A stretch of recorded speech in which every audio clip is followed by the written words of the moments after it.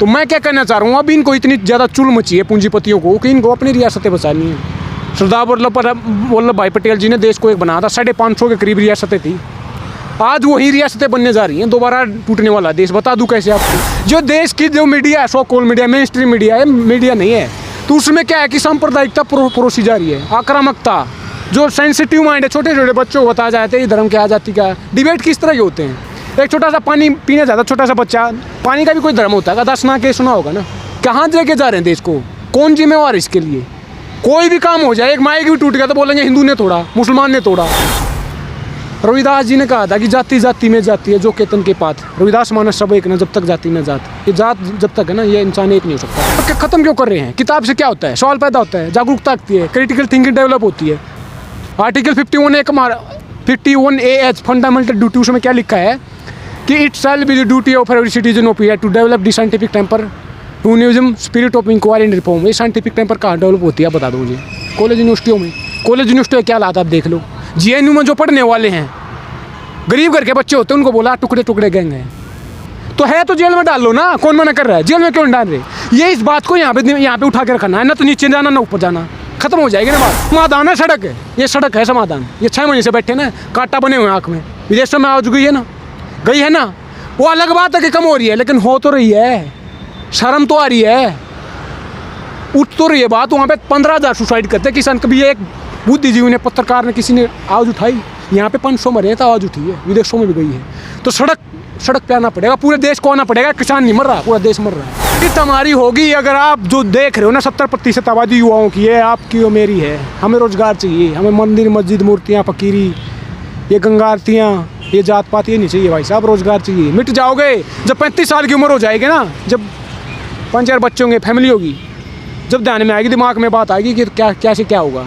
अभी भी टाइम है, सड़क पे आ जाओ। ये सड़क सही रास्ता है, ये सड़क सही रास्ता निकलेगा। आंदोलन करना पड़ेगा। देश में अनडिक्लेयर्ड इमरजेंसी लगी हुई है, मिट जाओगे, खत्म कर देंगे ये फर्जी राष्ट्रवादी हैं ये। देश की सच्चाई सच छुपने नहीं देंगे। आदाब, नमस्कार। आप देख रहे हैं देश की सच्चाई। इस समय मैं हूँ गाज़ीपुर बॉर्डर पर, जहाँ पिछले 6.5 महीने तकरीबन अब हो चुके हैं भारत के किसान दिल्ली के जो तमाम सीमाओं पर, उस सीमाओं में एक सीमा ये है गाज़ीपुर बॉर्डर, और बड़ी प्रसिद्धि इसको भी मिली है। लोग बैठे हैं पीछे आप देखेंगे, तमाम आपको मैं विजुअल दिखाऊंगा। लोग जो है टेंट वगैरह हवा में उड़ रहे हैं। सर्दियों में इन्होंने आपने देखा कि किस तरह से इन लोगों ने गुजारा किया। अब गर्मी और बरसात का महीना आ गया है, लेकिन ये सब अपनी जगह पर यथावत बैठे हुए हैं। एक युवा हैं, बहुत दिनों से किसान आंदोलन में बैठे हैं। मैं इनसे जानने की कोशिश करूंगा। सर, आप तो काफ़ी दिनों से मैं देख रहा हूं कि धरने पर बैठे हैं। लगता है कुछ उदासी, कुछ मायूसी टाइप की है क्या? सरकार जो ध्यान नहीं दे रही है उसके कारण? पूंजीपतियों का प्रेशर है, जो फाइनेंसर होते हैं। जब इलेक्शन होता है, आपको पता होगा फंडिंग कहाँ से आती है, लग जाहिर है। इलेक्टोरल बॉन्ड जो लेके आए थे ट्रांसपेरेंसी के नाम पे, सबको पता है किस तरह की ट्रांसपेरेंसी है। तो उनका प्रेशर है, इस देश को बेचना चाहते हैं कौड़ी के भाव। आप बोल लगे हवाई बातें कर रहा है, समझा, बताओ तो कुछ फैक्ट तो बता दूँ मैं आपको। महरौली सुना होगा, गुड़गांव के आसपास का एरिया। यहाँ से मतलब 20-30 साल पहले किसानों ने उस ज़मीन को बेचा था, मतलब अच्छी खासी अमाउंट मिलती उस टाइम पे, 2-3 गुना। मतलब उदाहरण के लिए 1 एकड़ की कीमत है 1 करोड़ रुपये। अब वही 1 एकड़ यहाँ पे 2-3 हज़ार करोड़ का है। वही किसान वहाँ पे खरीदने जाता है, 100 गज का प्लाट भी नहीं आता 1 करोड़ में, समझ रहे हो? तो वहाँ पे फार्म हाउस हैं। फार्म हाउस में कौन बनाता है? पूंजीपतियों को, पॉलिटिशियन के, ब्यूरोक्रेट के। तो ये क्या चाहते हैं? अर्बेनाइजेशन को बढ़ावा दिया जा रहा है ना। अर्बेनाइजेशन इस देश में सबसे बड़ा घोटाला है, बता दूँ आपको। अब जैसे पोल्यूशन होने लगा है, जो इन ह्यूमन कंडीशंस में, पोल्यूशन में रहते हैं, झुग्गी झोपड़ियों में रहते हैं, देख सकते हो आप दिल्ली में। एक तो सामने बिल्डिंग है बहुत बड़ी, खाली पड़ी है, कोई नहीं रह रहा, और सामने झुग्गी झोपड़े, सड़क पे सो रहे हैं लोग। तो मतलब जिम्मेवार कौन इसके लिए? तो मैं क्या कहना चाह रहा हूँ, अब इनको इतनी ज़्यादा चुल मची है पूंजीपतियों को कि इनको अपनी रियासतें बचानी है। सरदार वल्लभ भाई पटेल जी ने देश को एक बनाया था, 550 के करीब रियासतें थी। आज वही रियासतें बनने जा रही हैं, दोबारा टूटने वाला देश। बता दूं कैसे आपको? क्योंकि ये क्या चाहते हैं कि वहाँ पे फार्म हाउस है, ये पोल्यूशन होने लगा ना। पोल्यूशन किसके कारण हो रहा है? तो आप मुझे बताओ। हमारी गाड़ियाँ चलती हैं क्या? हमारे कारखाने चलते हैं, पानी में केमिकल हमारा जाता है, किसके कारण हुआ? पूंजीपतियों के कारण। हमारा तो कुछ नहीं, समझ रहे हो ना बात? तो वो क्या चाहते हैं कि यहाँ से इनको पूरे देश की पॉपुलेशन को एक जगह कंजस्टेड बनाया जाए, एक जगह इकट्ठा किया जाए और हमारी रियासतें होंगी। एक हरियाणा है, अंबानी का रियासत होगी, पंजाब है अदानी की, टाटा बिरला, पेप्सी कोला, ये इनकी रियासतें होंगी। बता रहा हूँ आपको। ये सवाल जो आप कर रहे हैं, मौजूदा सरकार कहती है कि हम सरदार वल्लभ भाई पटेल के शिष्य हैं और सरदार पटेल ने इतने रियासतों को अपनी मेहनत, ताकत और दिमाग से एक कर दिया देश को, और आप कह रहे हैं कि ये लोग उसी तरह से फिर वापस तोड़ना चाह रहे हैं। ये तो कहते हैं हम शिष्य हैं सरदार वल्लभ। कहने से कुछ नहीं होता, न करके दिखाना होता। मूर्तियाँ बनाने से क्या होता? वही सरदार वल्लभ भाई पटेल है जिन्होंने आरएसएस को बैन किया था, वही थे वो। एक और बात है, नया नैरेटिव इस देश में खड़ा किया जाता है सोशल मीडिया के। आपने पता होगा ना, अब सोशल मीडिया भी नहीं है, जरा ट्विटर पे ताज़ा केस सुना होगा, इंटरमीडिएटरी जो गाइडलाइन आई आईटी, तो उनमें क्या है कि मैं क्या कहना चाह रहा हूँ, अमित शाह जी नरेंद्र मोदी जी के साथ गृह मंत्री हैं। अब नरेंद्र मोदी जी जो अमित शाह जी को कहेंगे वो उससे मतलब परे अपना डिसीजन ले लेंगे क्या? नहीं, बिल्कुल ले सकते। वो सरदार वल्लभ भाई पटेल नेहरू जी के अंदर गृह मंत्री थे, तो उसको उसके खिलाफ खड़ा कर दिया है कि सरदार वल्लभ भाई पटेल अच्छे थे, नेहरू। ओ, बड़ा अच्छा पॉइंट निकाला आपने। जी जी, इंटरेस्टिंग है ये बात, समझो आप। मतलब उसको तो देशभक्त बना दो, उसको देशद्रोही। बात क्या है कि इनके पास कोई आदमी तो था ही नहीं। आरएसएस ने क्या किया है? अंग्रेजों की मुखबिरी की थी। एक भी आदमी बता दो जो देश के लिए लड़ा हो, आज़ादी के लिए लड़ा हो, तो उसको अपना बना लिया। वो कांग्रेसी था, उसी कांग्रेस को दिन रात गाली देते हैं और आरएसएस को बैन लगाने वही उसको अपना बना रहे हैं। और बना रहे हैं तो उसके जैसे काम करो ना, देश को तोड़ क्यों रहो? जो देश की जो मीडिया है, so call media, mainstream media है, मीडिया नहीं है, तो उसमें क्या है कि सांप्रदायिकता परोसी जा रही है, आक्रामकता। जो सेंसिटिव माइंड है, छोटे छोटे बच्चों को बताया जाता है ये धर्म क्या, जाति क्या। डिबेट किस तरह के होते हैं? एक छोटा सा पानी पीने जाता, छोटा सा बच्चा, पानी का भी कोई धर्म होता है? दस ना के सुना होगा ना। कहाँ लेके जा रहे हैं देश को? कौन जिम्मेवार इसके लिए? कोई भी काम हो जाए, एक माइक भी टूट गया तो बोलेंगे हिंदू ने तोड़ा, मुसलमान ने तोड़ा। ये तो डिबेट हो रहे हैं। क्रिमिनल का कोई धर्म होता है क्या? क्राइम तो क्राइम है, उसका कोई धर्म नहीं होता, ना कोई जात होती। अपराधी का है। तो ये मैं क्या कहना चाह रहा हूँ, ये देश को सांप्रदायिकता में बदला है, देश को तोड़ रहे हैं। उन्होंने तो एक बना था, सरदार वल्लभ भाई पटेल जी की बात करते हैं, उन्होंने तो एक बना था ना, तोड़ क्यों रहो? जात के नाम पर, धर्म के नाम पर।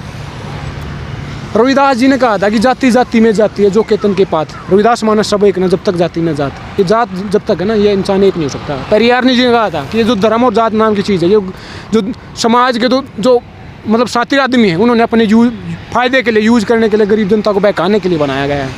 आपको तो वामपंथियों की सूची में डाल देगा संघ वाला। वामपंथी क्या होता है आप बताओ मुझे? कम्युनिज्म है ना। एक तो कम्युनिस्ट नाम सुनते हैं सोचते हैं आतंकवादी होगा। मैं आज थोड़ा बता दूं उसके बारे में। कम्युनिज्म बना कॉमन से। कॉमन क्या का मतलब है? साझा, आपका, मेरा, हम सबका। Public property. आज क्या कर रहे हैं? प्राइवेट प्रॉपर्टी बेच रहे हैं। डीजल पेट्रोल के शतक मार दिया है। वो डीजल पेट्रोल के दाम कंपनियां तय करती हैं। 2010 में तो पेट्रोल को कंपनी का हाथों छोड़ दिया, 2014 में डीजल को। आज जो गल्फ रीजन से हमारा क्रूड ऑयल आता है, वहाँ पे 1 लीटर की कीमत है 25 या 30 रुपये। यहाँ पे कितना है? 100 के पार। ये तो वही बात होगी, पजामा तो 200 रुपये का, नाड़ा 1200 रुपये का, क्योंकि कीमत तो एक्चुअल दो। खेला क्या हो रहा? सरकार चाह क्या रही है? चाह ये रही है कि हमारे बच्चे तो विदेशों में पढ़ेंगे और ये भेड़ बकरी की तरह, कुत्ते बिल्लों की तरह रहेंगे। आप देख लो, अंग्रेजों ने क्या कहा था कि Indians and dogs are not allowed in hotels. आज क्या हो रहा है? कुत्ता तो बेड में चला गया, इंसान कुत्ते की जगह चला गया है। सो रहे ना कुत्ते की जगह। मैं किसी को कहीं ना, एनिमल्स के राइट है, मैं मानता हूँ, पेट्टा मेरे पे केस ठोक दिया, ऐसा कुछ नहीं है। लेकिन मैं जनरल सी बात है, अगर इंसान है तो वो हैं, जानवर हैं। हमने उसका डोमेस्टिकेशन किया, हिस्ट्री पढ़ किया। एक तो किताब उठा लो यार, किताब की बातें नहीं हो रही इस देश में।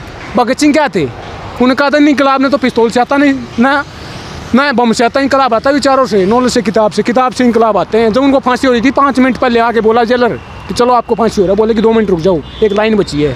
वो लेनिन की जीवनी पढ़ रहे थे। समझ लो बात को। तो अध्ययनशील थे, वो पढ़ने में विश्वास करते थे। आज किताब पे बंदूक का पैरा है। जो सवाल पूछेगा जेल में डाल देंगे। छोटे छोटे बच्चों को जेलों में डाला रहा है। कोई सवाल पूछेगा जेल में। ताज़ा उदाहरण है, 3 किताब पर बंदूक का पैरा, किताब और कलम पर। जी बिल्कुल। तो मैं क्या कर रहा हूँ, ताज़ा उदाहरण है। इलाहाबाद हाई कोर्ट की वर्डिक्ट आई है, फैसला सुनोगा ना आपने। 120 बार NSA यूज किया, उसमें से 100 बार गलत तरीके से यूज किया है। सिद्दीकी कप्पन आप जैसे पत्रकार होंगे, वो हमारे जैसे हैं, मतलब इंसान तो थे, सवाल तो पूछने गए थे, कवर तो करने गए थे, सच क्या झूठ क्या है, जेल में डाल रखा। अनलॉफुल एक्टिविटी प्रिवेंशन एक्ट के अंडर विदाउट ट्रायल आतंकवादी घोषित किया जाता है। भीमा कोरेगांव 3 साल हो चुके विदाउट ट्रायल जेल में पड़े हैं। शुदा बार आनंद तेल तुबड़े साहब, 2 बुक्स लिखी हैं। समाज के जो एक तो वैसे मतलब सदियों से इनके साथ गलत हो रहा था, कम से कम जो उनमें से कुछ पढ़े सवाल लिखे। पूछना भी जुर्म और सवाल जवाब देना भी जुर्म, दोनों जुर्म कर दिया। बिल्कुल है, ये किताब पे खत्म क्यों कर रहे हैं? किताब से क्या होता है? सवाल पैदा होता है, जागरूकता आती है, क्रिटिकल थिंकिंग डेवलप होती है। आर्टिकल 51A फंडामेंटल ड्यूटी, उसमें क्या लिखा है कि it shall be the duty of every citizen of India to develop the scientific temper, humanism, spirit of inquiry and reform. ये साइंटिफिक टेम्पर कहाँ डेवलप होती है बता दो मुझे? कॉलेज यूनिवर्सिटियों में। कॉलेज यूनिवर्सिटी क्या हालात आप देख लो। JNU में जो पढ़ने वाले हैं गरीब घर के बच्चे होते हैं, उनको बोला टुकड़े टुकड़े गैंग हैं, तो है तो जेल में डाल लो ना, कौन मना कर रहा है? जेल में क्यों नहीं डाल रहे? ये इस बात को यहाँ पे उठा के रखना है ना, तो नीचे जाना ना ऊपर जाना, खत्म हो जाएगी ना बात। ये दिमाग में रखनी है कि टुकड़े उस छात्र से नफरत नहीं, पूरे उस इंस्टीट्यूशन से ही नफरत है। मतलब वही कह रहा हूँ ना मैं, अगर कोई गलत करा तो जेल में डाल लो। आपके पास आर्मी है, पुलिस है, सारा कोर्ट है, पुलिस सारी सिस्टम है, सब कुछ तो आपके पास है, CBI है, ED, सब कुछ आपके पास, सारी एजेंसियां हैं। यूज करो, उसको जेल में डालो। जो देश के खिलाफ नारे लगाता है, देश के खिलाफ बोलता है, वो जेल में, उसकी जगह जेल में होती है। वो भी नहीं करेंगे। वो यहाँ पे रखना ना, दिमाग में रखना लोगों के, हाँ वो देशद्रोही है, इसलिए उसको वोट नहीं देने। मैं बोल रहा हूँ, मैं क्या बोल रहा हूँ, देश को पूंजीवाद लागू किया जा रहा है और प्राइवेटाइजेशन किया जा रहा है, निजीकरण किया जा रहा है, देश को बेचा जा रहा है। जो DPSP directive principle of state policy, हमारे संविधान में फंडामेंटल ड्यूटी की बात की मैंने, उसमें क्या है, क्या लिखा है? कल्याणकारी राज्य। कल्याणकारी राज्य क्या होता है? जो गरीब को उठाना, जो पेंशन होती है, बुढ़ापा पेंशन, वो जो PDS प्रणाली है, इसको खत्म कर दें। कानून पास हो गया तो खत्म हो जाएगा, FCI खत्म तो PDS खत्म, उससे सरकार पूंजीपति से। एक बात बताओ, आप बातें बड़ी बेहतरीन करते हो, दिल लगता है, मन करता है सुनते रहें। हल क्या है? हल क्या किया जाए? क्या जनता करे? कैसे होगा? इन लोगों पर लगाम कैसे लगेगा? ये मामला सबसे बड़ा मुद्दा है कि आखिर हम क्या करें। जब देश आज़ाद हुआ ना, जब उसमें 3,10,000 ब्रिटिश पुलिस वाले थे, मतलब इंडिया के पुलिस वाले थे, उसमें से 2,70,000 इंडिया वाले थे, 90% इंडिया वाले थे। तो हमारे लोग ही हम पे शासन कर रहे थे। आज क्या है? आपने कभी सुना है अडानी की बेटी का रेप होगा, अंबानी की बेटी का रेप होगा, जो किसी ने हाथ थप्पड़ मार दिया? ये कोर्ट, ये आर्मी, पुलिस, ये सिस्टम किसके लिए? इनके लिए है। एक्स सिक्योरिटी, वाई सिक्योरिटी, उनकी कंगना राना होता है घासी गिरानी, उसको वाई सिक्योरिटी दे रखा है। क्या कर दिया उसने? कौन सा कमाल कर दिया? देश एक बना दिया उसने, क्या कर दिया? बता तो दो। सांप्रदायिकता की सिवा कुछ बात आती है उसको तोड़ने फोड़ने की सिवा? हमारी बेटियों को रात में रेप होता है, दिन में रेप होता है, मंदिर मस्जिद में रेप होता है, रात में जलाया जाता है हाथरस में, उसको छाव भी नहीं सौंपा जाता। ये कहाँ लेके जा रहे हैं? तो मैं अंत में मतलब आपका सवाल था कि समाधान कैसे है? समाधान है सड़क है, ये सड़क है समाधान। ये 6 महीने से बैठे ना, कांटा बने हुए आँख में। विदेशों में आज गई है ना, वो अलग बात है कि कम हो रही है, लेकिन हो तो रही है, शर्म तो आ रही है, उठ तो रही है बात। वहाँ पे 15,000 सुसाइड करते किसान। कभी एक बुद्धिजीवी ने, पत्रकार ने, किसी ने आवाज़ उठाई? यहाँ पे 500 मरे हैं तो आवाज़ उठी है, विदेशों में भी गई है। तो सड़क पे आना पड़ेगा, पूरे देश को आना पड़ेगा। किसान नहीं मर रहा, पूरा देश मर रहा है। नौकरी किसको नहीं चाहिए? बेरोजगारी 45 साल के सबसे ऊंचे स्तर पर है। युवाओं को रोजगार चाहिए, जो सरकारी नौकरियां हो, जो एवरेज 4 साल में फिल की जाती है। आज वैकेंसी निकलेगी तो 2025 में फिल होगी। 4 साल लगाओगे? इंटरेस्टिंग बात हो, बता दूँ 4 साल लगा रहे हैं ना, ये तो एवरेज बताया मैंने। जब आम चुनाव हुआ उसमें 60 करोड़ लोगों ने वोट डाली थी, उसमें से 90 करोड़ वोट मतलब लीगल वोटर थे, उसमें 60 करोड़ लोगों ने वोट डाली थी। उसमें से BJP को 37% वोट मिले थे, बल 22-23 करोड़। तो उन्होंने 60 करोड़ लोगों ने वोट डाल दी। 1.5 महीने में इलेक्शन कंडक्ट होगा था, रिजल्ट भी आ गया 1.5 महीने में। और ये 2-3 हज़ार बच्चे सेलेक्ट करने हो ना, 4-4 साल लगा रहे हैं। ये चाहे तो एक दिन में रिजल्ट निकाल सकते हैं, सुबह पेपर लो, शाम को रिजल्ट निकाल लो।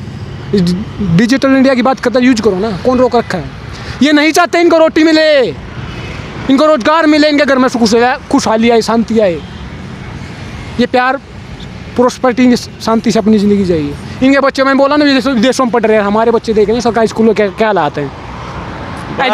बड़ा गंभीर प्रश्न उठाया इन्होंने। प्रश्न ये उठाया कि 90 करोड़ मतदाता वोट डालते हैं और एक दिन में परिणाम सामने आ जाता है, और मात्र 10-20-50 लाख छात्र होंगे पूरे भारत में जो अलग अलग परीक्षाओं में सम्मिलित होते हैं, और 4-4, 5-5 साल उनके रोके जाते हैं। लेकिन उससे भी महत्वपूर्ण प्रश्न, सारी गतिविधियां कोरोना काल में चली, लेकिन 10वीं और 12वीं की परीक्षा रद्द कर दी गई। क्या लगता है, इस पर क्या कहेंगे? हाँ, शराब बेची जा रही थी।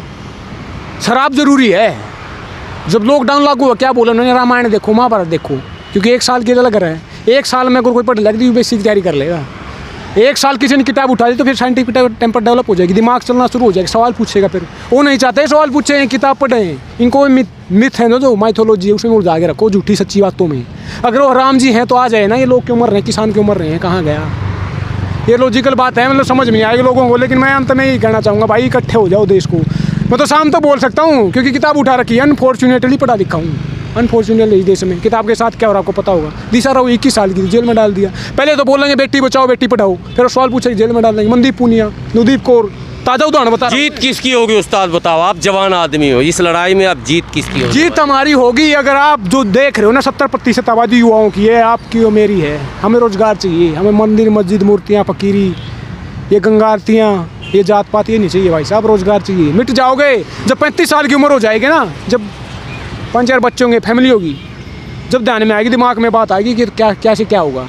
अभी भी टाइम है, सड़क पे आ जाओ। ये सड़क सही रास्ता है, ये सड़क सही रास्ता निकलेगा। आंदोलन करना पड़ेगा। देश में अनडिक्लेयर्ड इमरजेंसी लगी हुई है, मिट जाओगे, ख़त्म कर देंगे ये फर्जी राष्ट्रवादी हैं ये। अंत में मैं यही कहना चाहूँगा, भगत सिंह का था कि labour is the real sustainer of society. Labour से ही बना है ये देश, लेबर से बना है। बता दूंगा कैसे आपको। कामगार ही समाज के निर्माता हैं। भगत सिंह ने कहा था कि मैनुअल और मेंटल लेबर में कोई फ़र्क नहीं होना चाहिए, मतलब हाथ से और वाइट कॉलर जॉब होती हैं। मैं क्या कहना चाह रहा हूँ कि देश के युवाओं को सड़क पर आना पड़ेगा भाई साहब। ये चिट फुट लड़ाई लड़ोगे। मैं अंग्रेजों को बताया ना 3,10,000 हमारे लोग हम पे शासन करे थे। ये कोर्ट पुलिस आर्मी सारा सिस्टम इनके लिए बना, पूंजीपतियों के लिए। हमारे कुछ नहीं है भाई साहब।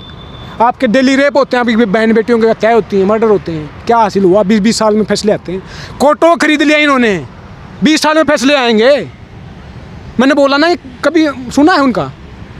रेप तक कुछ भी नहीं होता उनको भाई साहब। एक छोटा सा बम भी, मतलब कोई अफवाह भी होगी तो कमेटियाँ बैठा दी जाती हैं। एक बात और बता दूं, मुझे याद आ गई, 2018 की बात है। प्रधानमंत्री की भतीजी का पर्स चोरी हो जाता है। 700-800 पुलिस वाले लगा के 4-5 SIT बैठा के 4 घंटे के अंदर उसको ढूंढ निकालते हैं, चोर को, पॉकेट मार को। और उसी दिन एक गरीब की बेटी का रेप होता है। रेप होने के बाद वो लिफ्ट मांगती है, लिफ्ट वाला उसका दोबारा रेप करता है। ये दो इंडिया हैं, 2 भारत बना रहे हैं। आम आदमी और खास आदमी की बात समझो आप।